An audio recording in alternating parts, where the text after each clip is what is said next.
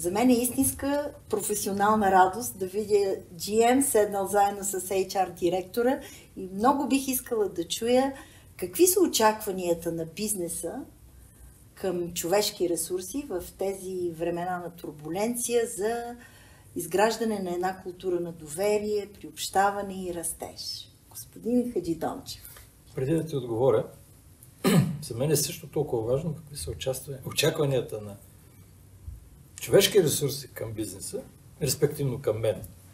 Защото аз не обичам, в смисъл бизнесът звучи много общо, аз обичам конкретно.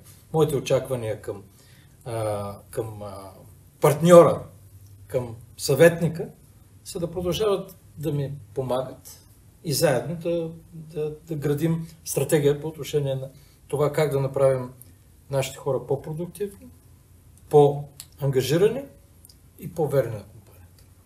Ето това искам да бъде чуто от всички изпълнителни директори в България, тази реципрочност. Нека да чуем и директор човешки ресурси как би отговорил на очакването на човешки ресурси към бизнес лидерите.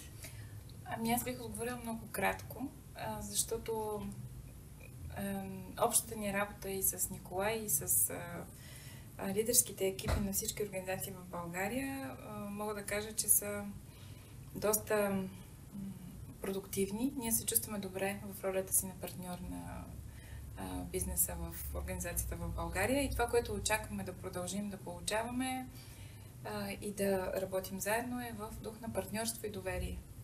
Трябва да си партнираме добре, да си имаме доверие и също така и от двете страни да има здравословна доза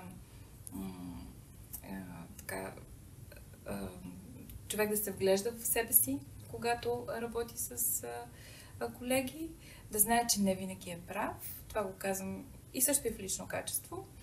И критично мислене. И когато това го има и партньорство, смятам, че нещата се получават добре. Най-важното е да се говори. Точно така. Да. Благодаря ви.